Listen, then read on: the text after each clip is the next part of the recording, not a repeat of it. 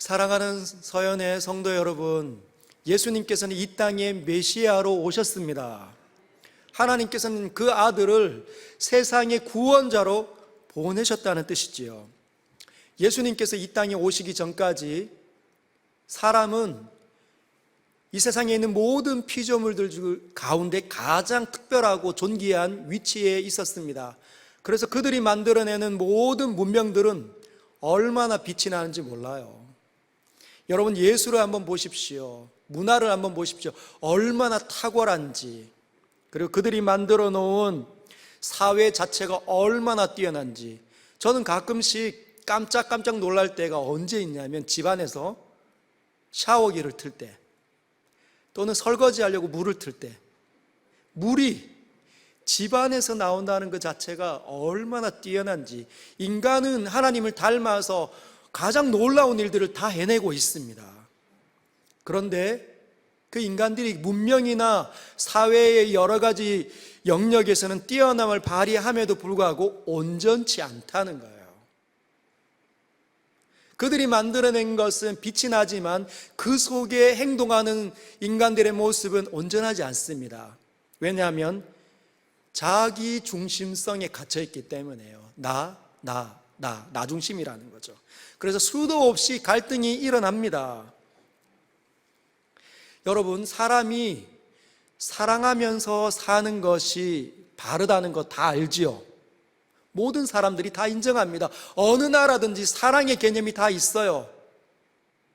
중국도, 미국도, 유럽도, 우리나라도 수많은 사람들이 사랑의 개념을 다 알고 있습니다. 그 이유는 사랑하며 살도록 지음을 받았다는 것이죠. 그런데 틈만 나면, 시기가 일어나면 질투심이 확 일어나고 눈빛이 나빠지고 그 사람에 대해 헌담하기 시작하고 그 사람을 미워하기 시작한다는 것이죠. 결국은 상대를 해하는 일까지 일어납니다. 여러분, 나라가 나라를 상대로 전쟁을 벌인다는 거죠. 그러면서 온갖 합리적인 이유를 다 댑니다. 저 사람이 저렇게 나쁘기 때문에 내가 본때를 보여주고 가르쳐 줘야 돼. 이 나라는 우리를 욕보였다. 우리를 무시했다. 그래서 짓밟아 줘도 된다. 인간들은 그렇게 합당한 이유를 대지만 하나님께는 통하지 않습니다. 하나님은 인간들을 사랑하며 살도록 지으셨다는 것이죠. 여러분, 모든 인간들이 그런데 하나님의 백성으로 창조된 이스라엘 백성들은 어떨까요? 이스라엘 역시 마찬가지였습니다. 이스라엘 백성이 이집트 애굽 땅에서 중다한 민족으로 자라잖아요. 그리고 하나님의 놀라운 방식으로 가나안 땅에 들어갑니다. 그런데 가나안 땅에 들어갔음에도 불구하고 이스라엘 백성들은 전혀 하나님의 뜻대로 살지 않아요. 사랑하며 살지 않습니다. 여전히 내 가족, 내 거, 자기의 소견에 오른 대로 살았다는 것이죠. 여러분, 출애굽기 19장 4절, 5절, 6절을 보면 하나님께서 이스라엘 백성을 왜 만들어 놓으셨는지가 목적이 드러납니다. 제가 한번 읽도록 하겠습니다. 출애굽기 19장 4절, 5절, 6절. 내가 애굽 사람에게 어떻게 행하였음과 내가 어떻게 독수리 날개로 너희를 업어 내게로 인도하였음을 너희가 보았느니라. 세계가 다 내게 속하였나니 너희가 내 말을 잘 듣고, 세계가 다 나에게 속하였지만 너희가 내 말을 잘 듣고 내 언약, 말로 한 약속을 잘 지키면 너희가 모든 민족 중에서 내 소유가 되겠고. 6절. 너희가 내게 대하여 제사장 나라가 되며 거룩한 백성이 되리라. 너는, 여기서 너는 모세입니다.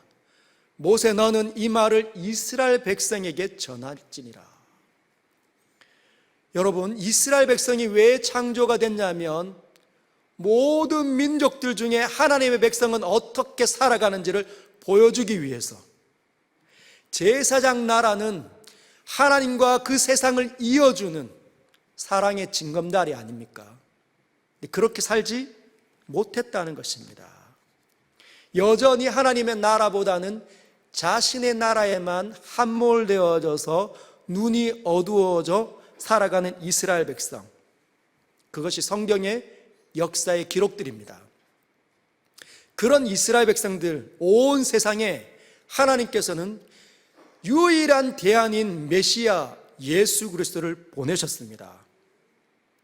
역사 가운데 2000년 전에 그분이 실제로 오셨죠. 그런데 놀랍게도 예수님이 오시기 이전에는 하나님의 백성으로 창조가 되든지 아니면 하나님께서 자신의 형상으로 창조된 사람으로 살든지 간에 알아도 못했잖아요. 사랑이 무엇인지는 다 알아도 감각이 있어도 해내지 못했지 않습니까? 그런데 예수님이 오시고 난 다음부터는 그동안 하지 못했던 일들을 하기 시작합니다. 그게 놀라운 거예요. 그래서 예수님이 참된 메시아 구원자라는 뜻이죠. 여러분, 자기의 나라를 멈출 수가 없습니다. 미움에 한번 사로잡히면 막 속에서 천불이 나오고 막 나쁜 말 나오고 걷잡을 수 없고 다 알지만 멈춰지지 않는 거죠. 마치 폭주 기관차를 찬 것처럼 막 돌진하 갑니다. 그런데 예수님을 만나면, 예수님을 진짜 만나면 멈춰진다는 거예요. 자신의 나라를 멈추기 시작합니다. 그리고 그동안 한 번도 하지 못했던 하나님을 존중하기 시작하고 하나님의 뜻을 분별하고 자기를 복종하며 순종하는 길로 나아간다는 거죠. 오늘 이 자리에 우리 교회에 나온 지 얼마 안 되신 분들이 계시기 때문에 그분들을 위해서 여러분들이 잘 알고 있는 나라, 하나님의 나라에 대해서 잠깐 설명하겠습니다. 여러분, 우리가 영토고 국민 아닙니까? 이 영토고 국민은, 이 국민을 내 생각과 내 뜻과 내 의지, 내 주권으로 나를 다스리면 이게 누구의 나라가 될까요?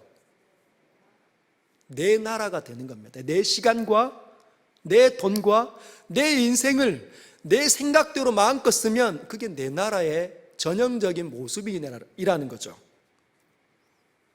즉, 내가 싫으면 던져버리는 겁니다. 그냥 도망가 버리는 거죠.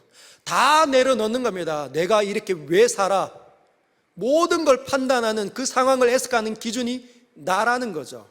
근데 그 나라가 예수님을 만나면 어떻게 바뀌냐? 내 생각과 내 뜻과 내 의지로 다스려서 어쩔 수 없이 그런 못된 일들이 일어났을 때 예수님을 만나면 하나님의 뜻이 분별되어지고 하나님의 생각이 들어와서 하나님의 뜻과 하나님의 생각과 하나님의 의지로 다스려지기 시작한다는 거죠. 그게 하나님의 나라의 모습입니다. 그런 내 나라로 살던 사람들에게 예수님 오셔서 이렇게 말씀하십니다. 주님이 하나님 나라의 주인이잖아요. 예수님이 하나님 나라의 왕이십니다. 오셔서 너희는 그렇게 살면 안 된다. 원수 맺어서 끝없이 미워하면 안 된다. 그것이 회개하라는 뜻입니다. 왜요? 하나님의 나라가 가까이 왔으니, 하나님의 나라가 가까이 왔으니 회개하고 복음을 믿어라. 하나님의 나라가 가까이 왔다는 말은 대신 이렇게 살아야 된다라는 겁니다. 여러분, 하나님의 나라는 진짜 놀라운 나라입니다.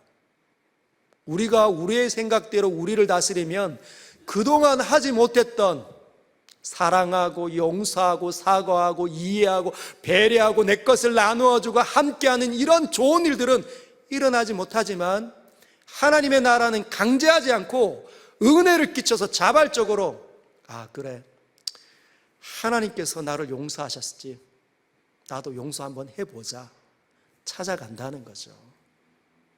그래, 내가 정직해야지, 사과하자, 나부터 미안해 한다는 거죠. 이것이 놀라운 나라입니다. 생명의 나라라는 거죠. 여러분, 사망이 왕노릇하는 내 나라는 십자가 위에서 다 끝이 났습니다. 죄의 삭은 사망이라. 예수님께서 우리 모든 죄값을 치르시며 십자가 위에서 죽으셨다는 것이죠. 그리고 그분이 사망의 권세를 깨뜨리셨습니다. 3일째 되는 날에 그분에게 다시 생명이 들어오시고 그 빈모둠을 만드시고 일어나셔서 모든 세상의 빛으로 다시 오셨다는 것이죠. 사망이 왕노릇하던 것은 끝이 났고 생명이 왕노릇하는 일이 일어났습니다. 그 하나님의 나라의 방식이 마태복음 5장, 6장, 7장에 기록되어져 있습니다. 너희는 이렇게 살아야 한다. 여러분, 지난주에 말씀 기억납니까? 우리를 시험에 들게 하지 마시옵고.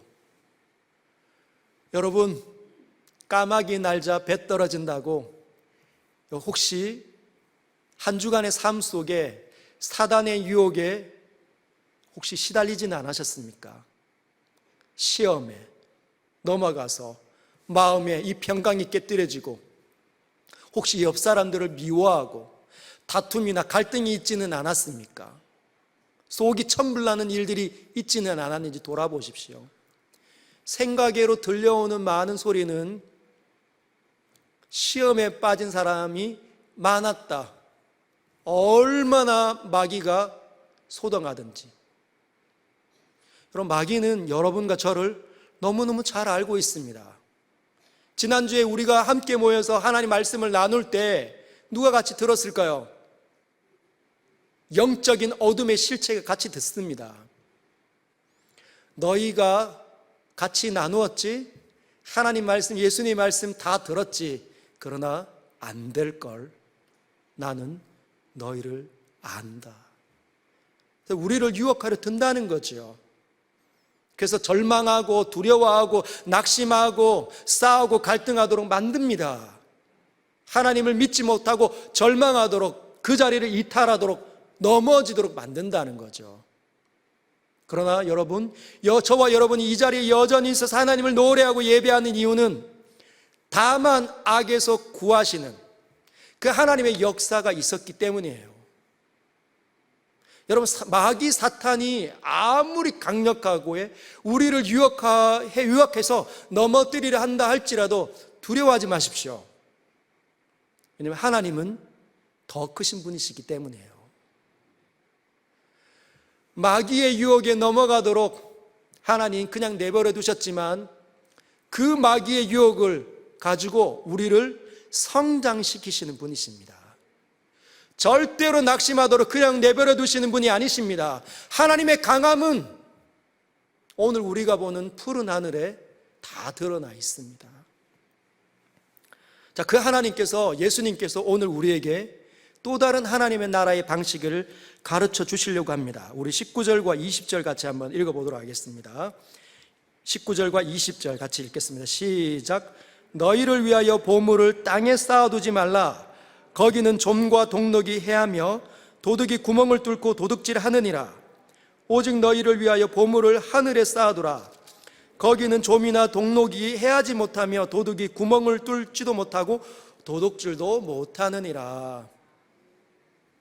여러분, 이 19절과 20절을 한번 가만히 뜯어볼까요? 19절과 20절을 보면 반복되어져 나오는 단어들이 있습니다. 뭘까 있을까요? 네? 보물이라는 단어가 있죠. 중요한 단어입니다. 너희를 위하여 이것도 있고, 쌓아두라는 것도 있고, 좀과 동록이 있고, 도둑이 구멍을 뚫고 도둑질하는 모습도 반복적으로 나오지만 그 중에 가장 우리가 집중해야 되는 그 단어는 보물. 19절에도 보물이 나오고 20절에도 보물이 나옵니다. 그런데 여기에 이 두 절에 대비되는 단어가 또 등장합니다. 어떤 단어가 등장이 됩니까? 땅과 하늘이 대비가 되죠. 그러면 이 두 가지를 한번 살펴보겠습니다. 여러분, 보물은 무엇일까요? 보물상자, 보물. 어떤 사람들은 보물이 자신이 굉장히 소중하게 여기는 것, 아끼는 것, 이것이 보물이다라고 얘기를 하지만 성경이 오늘 쓰여지는 이 단어는 그게 아닙니다. 오늘 여기에 마태복음 6장 19절과 20절에 나오는 이 보물이라는 이 단어는 마태복음 13장에 나오는, 즉 밭에 감춰진, 보호할 때 쓰여진 그 단어와 같은 단어입니다. 밭에 뭐가 감춰져 있어요? 네, 뭐 자기가 소중하게 여기는 일기장, 뭐 그릇, 뭐 어떤 취미생활, 화분 이런 거 말고 실제로 보화를 의미하는 거죠. 즉 금, 은, 다이아몬드, 사파이어. 여러분 금, 은, 사파이어, 다이아몬드 하나씩 가지고 계시죠? 그런 거, 또는 돈을 의미하겠죠. 24절 보면 재물을 의미한다고 성경이 이야기합니다. 즉 그러면 보물을 금과 은과 보석과 다이아몬드, 사파이어, 루비 이런 것들, 이 총칭해서 돈이라고 한번 불러보겠습니다. 돈. 그 돈을 어떻게 하라고요? 19절에는 땅에 쌓아두면 안 된다는 거죠. 돈을 땅에 쌓는다는 것은 무엇을 의미하겠습니까? 여러분들에게 생각나는 거 맞습니다. 돈을 은행에다 저축하는 거, 또는 돈으로 집을 사는 거, 부동산, 땅을 사는 거, 그리고 혹시 주식을 투자하는 거, 아니면 집안의 깊숙한 곳에 튼튼한 금고에다가 넣어 놓는 것을 돈을 땅에 쌓는 거라고 말할 수 있습니다. 여러분, 당시의 부자들은 부를 축적할 때 창고를 지어서 거기에다가 금, 은, 보석들, 진주들 뿐만 아니라 노예 문서들, 땅 문서들, 집 문서들, 그리고 그릇들, 철기, 여러 가지 그런 도구들, 이런 것들을 보관을 합니다. 그런데 습기가 일어나면 어떻게 되죠? 철 같은 거에는 습기가 이렇게 스며들어오면 녹이 슬기 시작합니다. 망가뜨려지는 거죠. 여기 오늘 성경에 보면 19절과 20절에 나오는 동녹이 바로 녹을 의미합니다. 굴 위에 이렇게 깃드는 스며들어오는 녹이 동녹입니다. 동녹.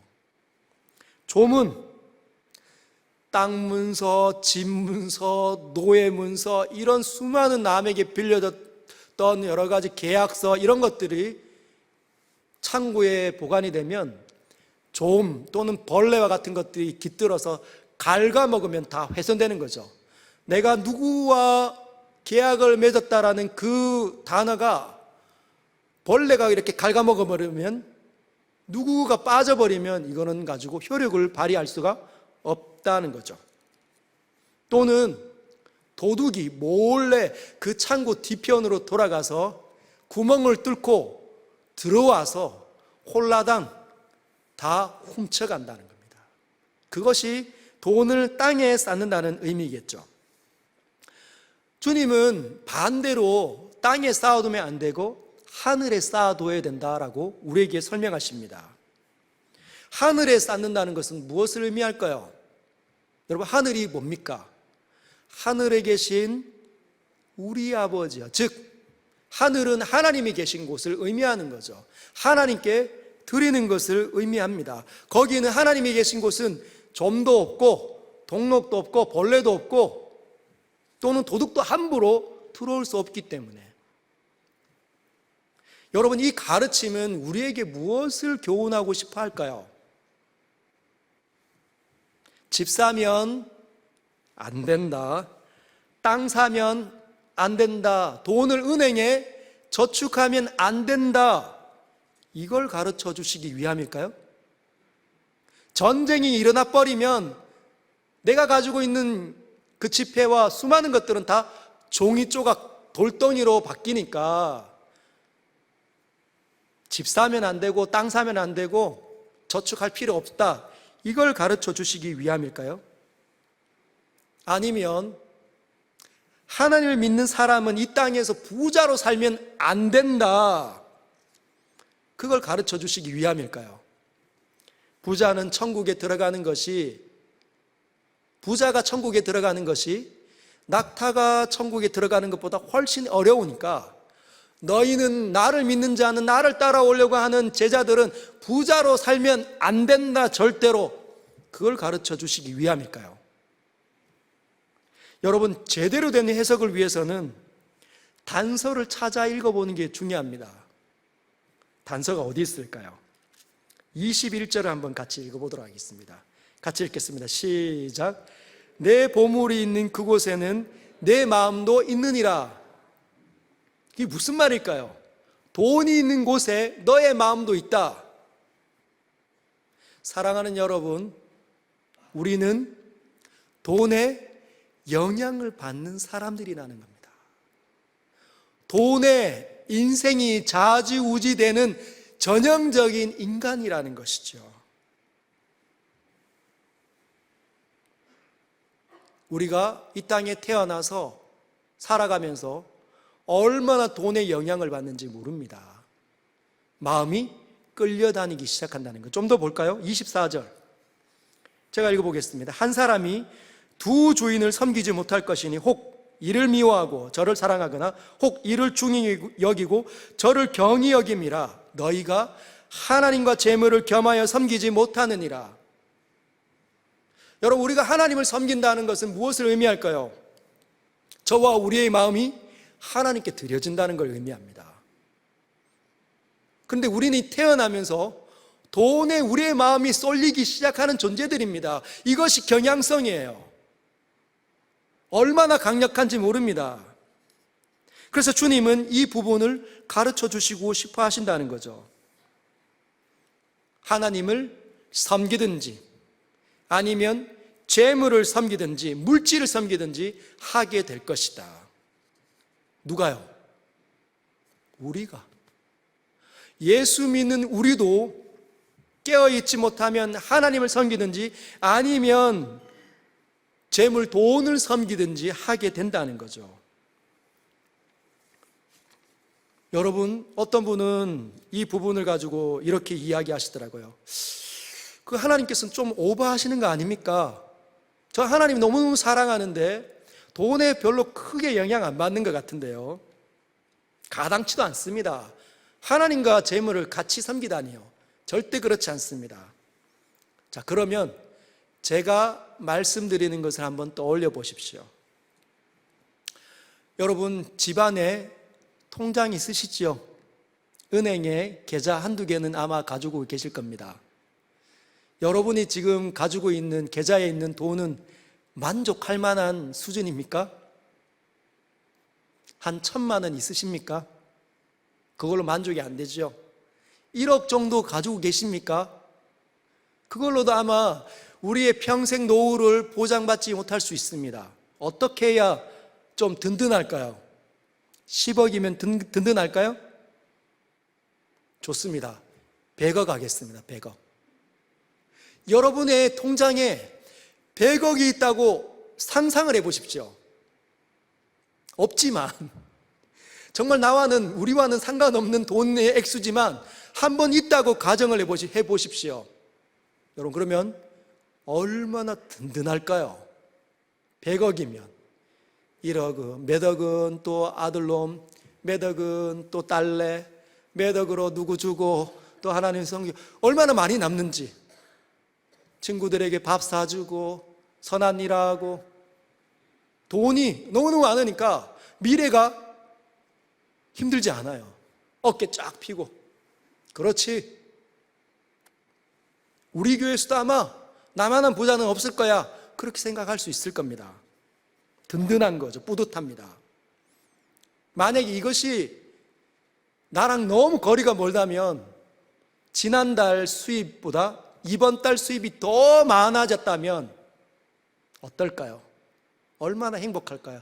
자신만만하고 뿌듯하고. 그런데 내 계좌에 있는 돈이 은행 직원이 실수해서 다 날렸어요. 0원만 남았습니다. 어떨까요? 안에서 천불이 나고 분노가 일어나고 절망이 되고 은행에 가서 따지지 않겠습니까? 내 돈 다시 내놔라. 증거가 없어요. 한순간에 다 날렸다면, 돌이킬 수 없다면 어떨까요?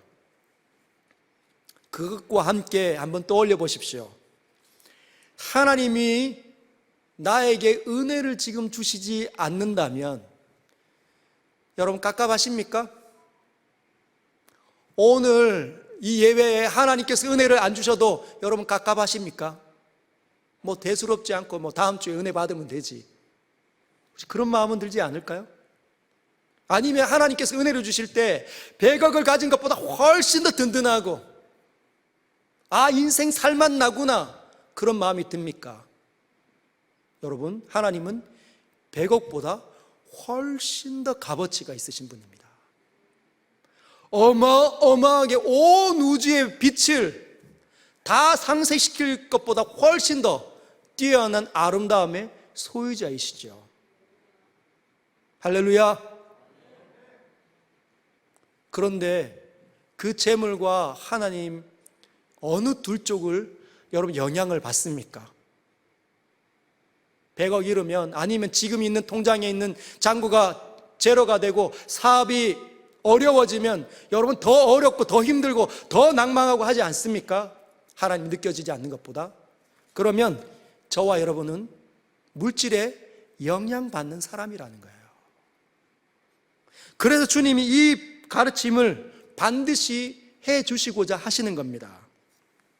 근데 사실은 하나님을 섬기든지 아니면 재물을 섬기든지, 이것보다는 하나님을 섬기든지 재물로 유혹하는 마귀 사탄을 섬기든지 둘을 겸하여 섬길 수 없다, 이렇게 말씀하시는 것이 더 선명한데 주님은 재물이라고 이야기하십니다. 왜 그럴까요? 재물은 마귀가 우리를 넘어뜨리게 하는데 가장 적절하게 아주 많이 빈번하게 사용하는 수단이기 때문이에요. 그 정도로 돈이 주는 힘이 있습니다. 여러분, 돈은 아주 유용하죠. 선한 도구입니다. 돈에 나쁜 힘이 있어서 돈이 나쁜 도구가 아니에요. 돈은 진짜 선한 도구죠. 돈이 어떻게 해서 생겨났을까요? 예전에 채소를 만드는 사람이 곡식을 먹어야 되지 않습니까? 쌀을 먹어야 되니까 쌀을 사려면 채소를 가지고 가서 곡식이랑 바꾸던 물물교환하는 시절이 있었습니다. 그리고 곡식을 가지고 있는 사람은 고기가 먹고 싶으면 가서 고기로 바꾸었습니다. 근데 그렇게 하다 보니 이걸 가서 바꾸려고 할 때 채소를 가지고 이동할 때 이동하는 게 쉽지 않은 거예요. 중간에 상하기도 하고 도적대가 다 들어와서 뺏어가기도 하고 잃어버리기도 하니까 안 되겠다. 이 상품들을, 이 물건들을 대신할 만한 유용한 가벼운 수단을 만들어야 되겠다. 그것이 화폐였습니다. 그게 돈이에요, 돈. 돈으로 이제는 채소도 사 먹고 쌀도 사 먹고 곡식도 사 먹고 고기도 사 먹고 일꾼도 사고 집도 사고 땅도 사기 시작했다는 거죠. 그러면서 그 돈은 채소의 값어치, 고기의 값어치, 집의 값어치, 땅의 값어치가 그 안에 들어오기 시작했습니다. 그래서 돈을 많이 소유하기 시작하면 채소도 엄청 많이 있는 것 같고 곡식도 많이 있는 것 같고 그리고 땅도 있는 것 같고 집도 있는 것 같은 든든함이 생긴다는 거예요. 그래서 돈이 힘을 점점 발휘하기 시작합니다. 여러분, 주머니에 돈 한번 들어와 보신 적 있습니까? 얼마나 좋은지. 얼마 전에 설이 지났는데 어릴 때를 한번 떠올려 보십시오. 동네 다니면서 또는 친척들 다 찾아다니면서 세배하고 나면 1,000원짜리 몇 장 받았잖아요. 얼마나 좋은지. 근데 좀 컸다고 5,000원짜리로 바뀌고 10,000원짜리로 바뀌면 든든합니다. 어릴 때부터 우리에게 들어와 있는 돈의 맛이에요. 그래서 사람들이 점점 돈을 가지고 있는 사람들을 쳐다봅니다. 와, 저 집에 사는 사람 참 부럽다. 저 차를 타고 다니는 사람 참 부럽다. 저 돈 많은 사람 참 부럽다. 그러면서 어떻게 하죠? 미워합니다.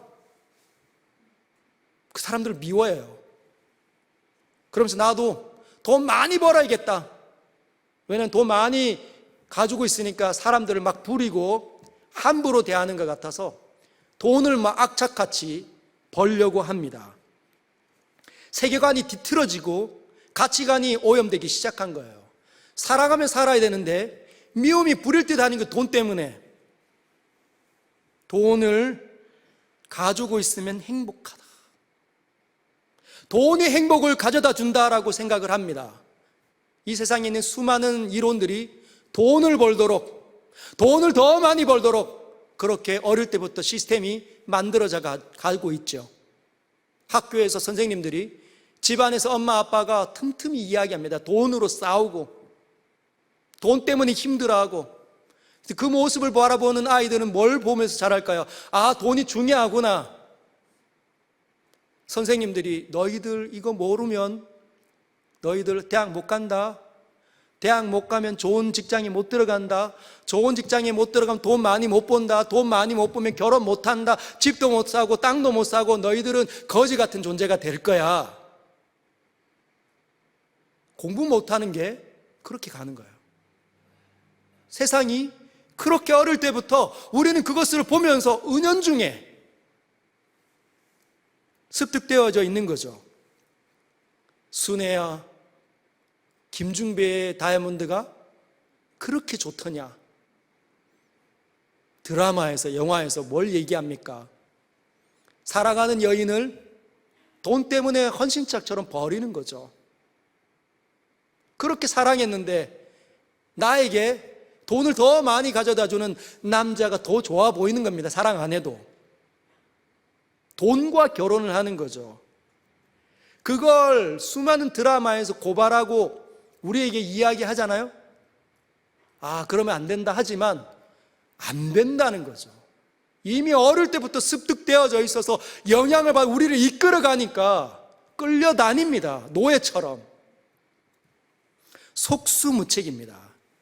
영국의 심리학자 스탠리 교수와 그리고 폴 웨블리라는 교수가 이 두 사람이 그들이 함께 지은 그 책에서 이렇게 이야기합니다. 사람들은 돈의 노예가 될 수 있다. 즉 돈이 사람들을 통제할 수 있다 이 얘기하죠. 어떻게 통제하냐? 사고방식을 통제한다. 돈이면 다 된다. 돈을 벌기 위해서 수단과 방법을 가리지 않게 만든다는 거죠.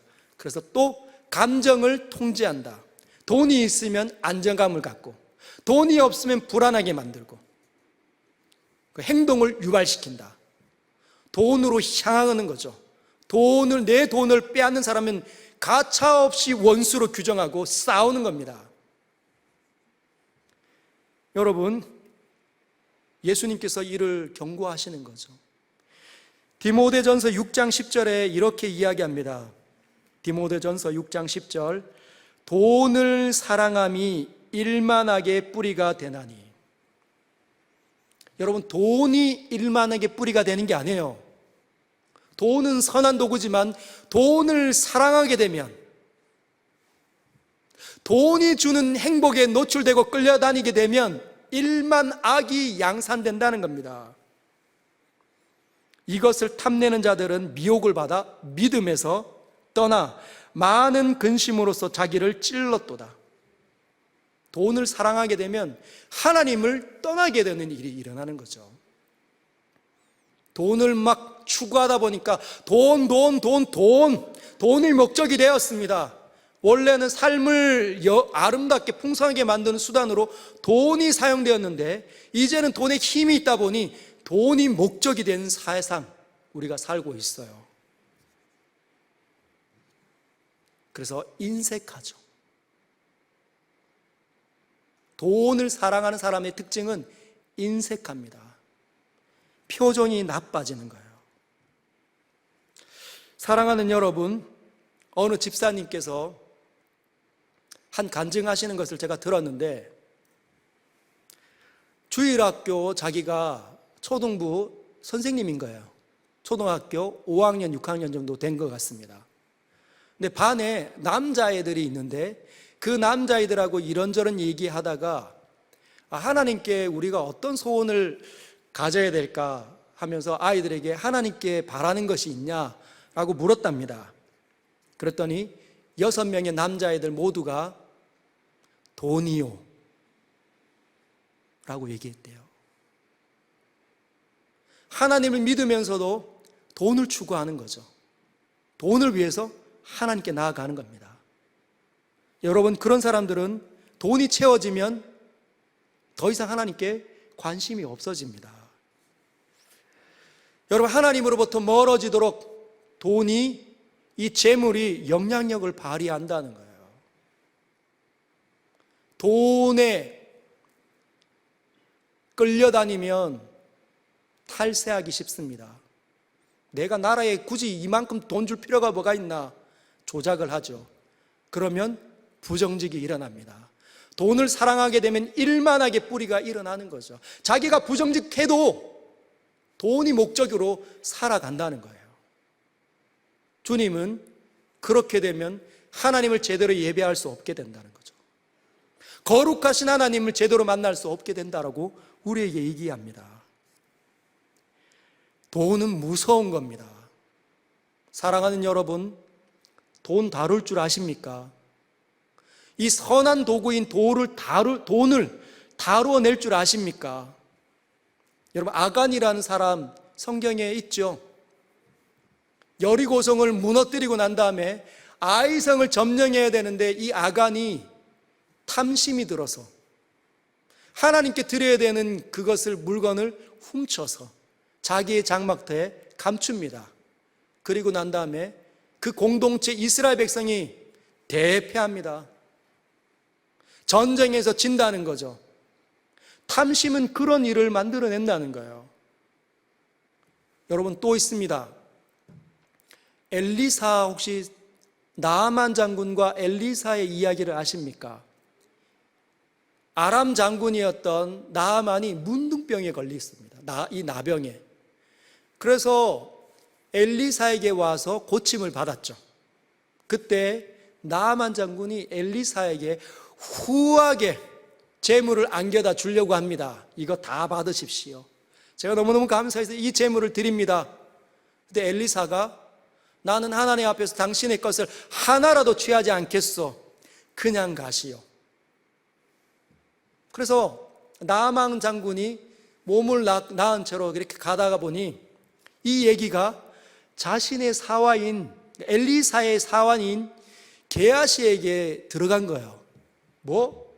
우리 주인이 나아만 장군을 그냥 보냈다고? 아니, 뭐라도 받아야지. 괘씸하다. 내가 한번 받아내 와야 되겠다. 그래서 자기가 쫓아갑니다. 쫓아가서 요구하죠. 의복을 요구를 합니다. 나아만 장군이 묻지도 않고 따지지도 않고, 그래, 2배로 줄게. 그래서 2배로 안겨다 줍니다. 게하시가 그 물건을 가지고 와서 엘리사에게 가져다 주지 않아요. 어떻게 했을까요? 자기 집 장막대로 들어가 몰래 숨겨놓습니다. 이 일을 안 엘리사가 이렇게 이야기하죠. 나아만 장군에게 있었던 그 문둥병이 너에게로 그대로 옮겨갈 것이다. 네가 탐심을 부렸기 때문이라는 거예요. 우리는 돈의 영향력을 받습니다. 돈을 다시 다루어낼 수 있어야 되는 거죠. 여러분, 우리는 돈을 다루는 법을 배워야 합니다. 그것이 어떤 방법일까요? 돈에 끌려다니면 여러분, 마귀 같은 사람 됩니다.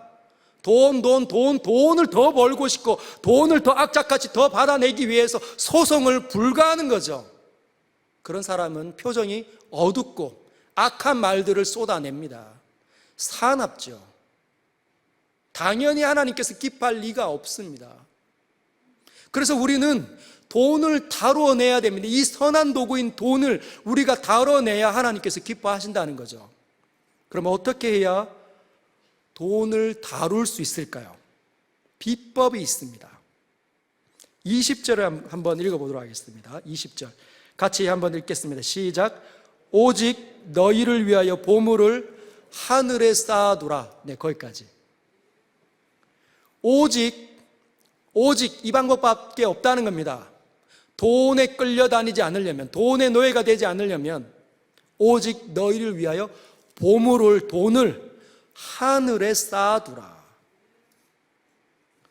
하늘에 쌓는 것이 무엇인지 아시죠? 하나님께 드리는 겁니다. 헌금 생활 하라는 것이죠. 그래야 물질의 영향에서 벗어날 수 있습니다. 결국 목사님 우리에게 또 헌금 강요하는군요. 네, 그럴 줄 알았습니다. 세상에 다 그렇군요. 여러분, 제가 지금 그 말을 하는 겁니까? 여러분 잘 들어보십시오. 여러분, 헌금은 신앙 고백의 수단입니다.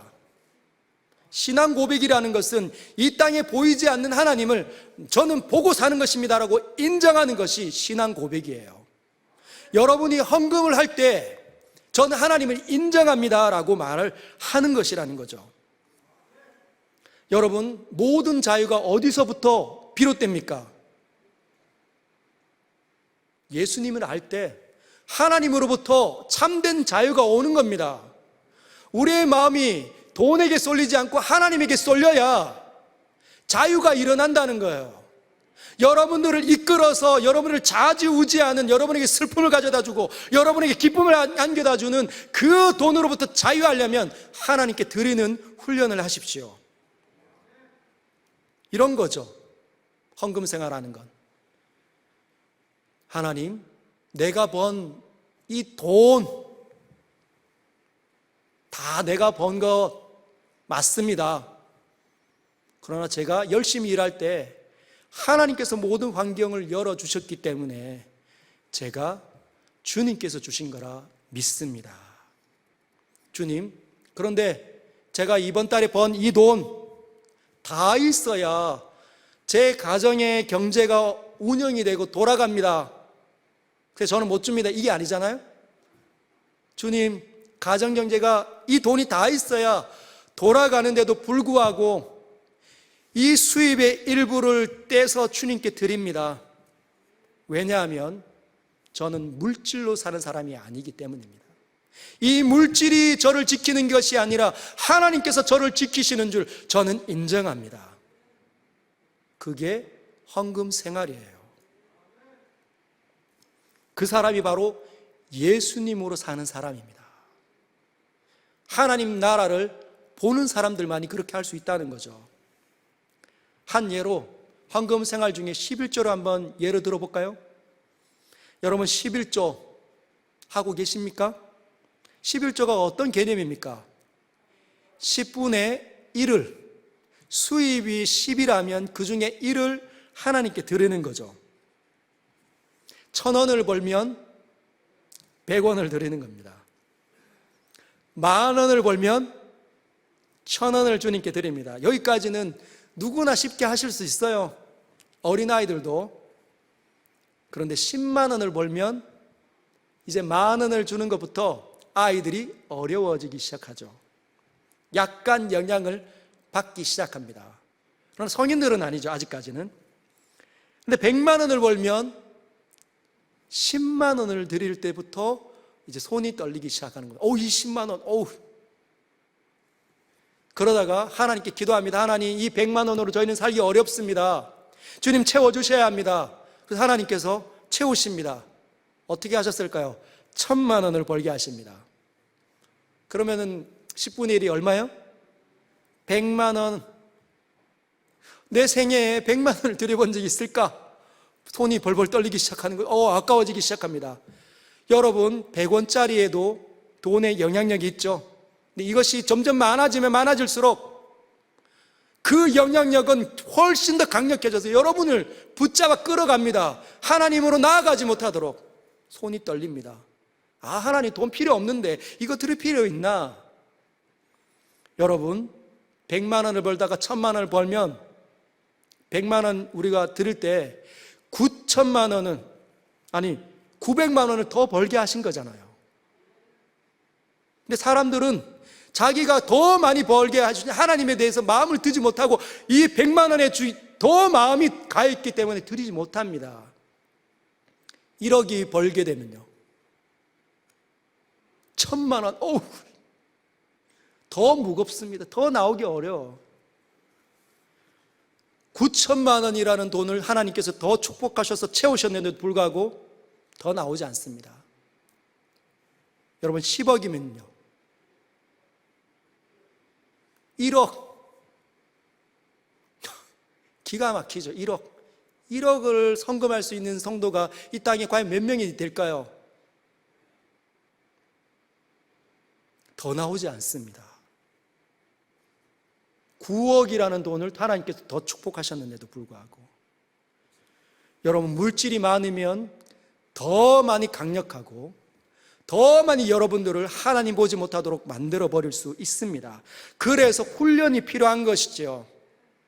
오직 너희를 위하여 하늘의 보물을 쌓아두는 일을 시작해야 된다. 여러분, 수입이 들어올 때 눈을 딱 감고 떼어내십시오. 그거 있어도 여러분을 더 부자로 만들지 못합니다. 그냥 차라리 하나님을 인정하십시오. 믿음 없는 사람으로 전락되지 마시고, 하나님께서 모든 걸 주셨습니다. 하나님께 기쁘게 드립니다. 받아주십시오. 하나님께서 마음껏 축복하셔서 사용하십시오. 여러분, 그러면 믿음이 생겨나요. 그래서 신앙 고백의 수단이라는 거죠. 믿음이 생겨나면 인생이 맛깔납니다. 그동안 하지 못했던 모든 것들이 더 많이 보여지고 알려지고 해낼 수 있게 되는 거예요. 좀 더 볼까요? 22절, 23절. 여러분, 22절과 23절은 왜 여기에 같이 끼어 있을까요? 삽입된 것처럼. 이 두 사이에 무언가 연관성은 없어 보이는데 왜 있을까요? 이유가 있습니다. 같이 한번 읽어보겠습니다. 시작. 눈은 몸의 등불이니 그러므로 내 눈이 성하면 온몸이 밝을 것이요 눈이 나쁘면 온몸이 어두울 것이니 그러므로 내게 있는 빛이 어두우면 그 어두움이 얼마나 더하겠느냐. 해석해 보겠습니다. 여러분, 시력이 약하면 보이는 게 별로 없습니다. 더듬더듬거리는 거죠. 멀리 보이지도 않고 많은 게 보이지도 않습니다. 보이는 건 거의 가까이에 있는 거. 그래서 어둡다는 거예요. 할 수 있는 일이 많지 않아요, 시력이 약한 사람은. 근데 시력이 좋은 사람은요, 너무너무 선명한 거죠. 뭐가 걸어가는지, 저 사람은 어떻게 생겼는지 수많은 것들이 보이기 시작합니다. 그래서 쉽게 움직임이 얼마나 편한지, 내가 원하는 대로 갈 수 있다는 거죠, 시력이 좋을 때. 여러분, 이 시력이라는 말은, 이 눈은 영적으로 믿음을 의미합니다. 믿음 있으면 하나님이 보이는 거죠. 그런데 23절을 보면 내게 있는 빛이 어두우면 그 어둠이 얼마나 더하겠느냐. 여러분, 이 시력을 갖추고 있는데 빛이 안 비치면 보입니까? 안 보입니까? 안 보인다는 거예요. 대낮은 태양빛이 강렬하니까 훤하니까 모든 것들이 보여서 100m 달리게 해도 되지만, 밤에는 깜깜하니까 100m 달리게 하면 넘어집니다. 다쳐요. 빛이 뭘까요? 빛은 하나님이십니다. 즉, 빛이 비쳐야 모든 것들이 다 비춰진다는 건, 하나님의 은혜가 나에게 들어와야, 경험되고 맛보고 은혜가 끼쳐져야 어떻게 해요? 돈의 영향에서 벗어날 수 있다는 거예요. 하나님을 섬기든지 재물을 섬기든지, 재물에서 떠나서 하나님만 온전히 섬기고 인생을 맛깔나게 살 수 있는 비결은 하나님의 은혜를 경험하는 겁니다. 근데 하나님의 은혜가 중단되면 그 사람은 하나님 없는 일반 사람과 동일해서 여전히 돈의 영향을 받아요. 그래서 집에 돈이 부족하면 남편과 다투고 아내와 다투고, 당신은 왜 나랑 결혼할 때 폐물 안 가지고 왔어? 왜 당신은 나랑 결혼할 때 부모님으로부터 집 안 받았어요? 이렇게 다툽니다. 사랑하며 살라고 묶어준 그 서로의 배우자를 향하여 온갖 질타를 하는 거죠. 헌금 드리는 일은 일어나지 않습니다. 하나님을 인정하지 못하기 때문에. 왜? 돈이 가져다주는 안식 때문에, 영향력 때문에. 하나님이 믿는다 말하지만 돈이 주는 안식이 더 크니까 돈에게 마음을 주고 있음에도 불구하고 자기 자신은 하나님께 내 마음을 드리고 있다고 착각을 하는 겁니다. 그런데 경제적 어려우면 순식간에 어두워지고, 헌금도 안 되고, 물질을 놓지도 못하고, 그러면 하나님의 은혜가 들어오지도 못하고, 할 수 있는 일은 더 제한적이죠. 선한 일은 도무지 일어나지 않습니다. 악착 같은 사람, 고집쟁이인 사람, 사나운 사람, 소송하는 사람, 싸우는 사람, 그렇게 된다는 거예요. 사랑하는 여러분, 돈을 다스리기를 바랍니다. 돈을 살아가지 마시고 돈을 사용하셔서 여러분들의 삶을 풍요롭게 만들어 주십시오. 우리 주머니는 하나님의 은혜가 흘러가는 복의 통로여야만 됩니다. 맞습니까? 하나님을 인정하는 사람들이 이 주머니는 복의 통로입니다. 하나님을 많이 인정하니까 하나님께서 얘를 채워야겠다. 하나님 보고 사니 가난한 자도, 약한 자도, 어려운 사람도 먹이고 하나님께서 즐겨드리고 본인도 진짜 재밌게 사는 거예요. 그러니 자꾸 더 채우시는 거죠. 자꾸 채우십니다. 가보면 정말 신앙이 얼마나 좋은지 몰라요. 근데 돈의 노예가 아니에요. 돈을 다루시는 분인 거죠. 여기가 고여 있으면 썩습니다. 하나님께서는 그 재물, 하나님께 귀한 거 아니잖아요.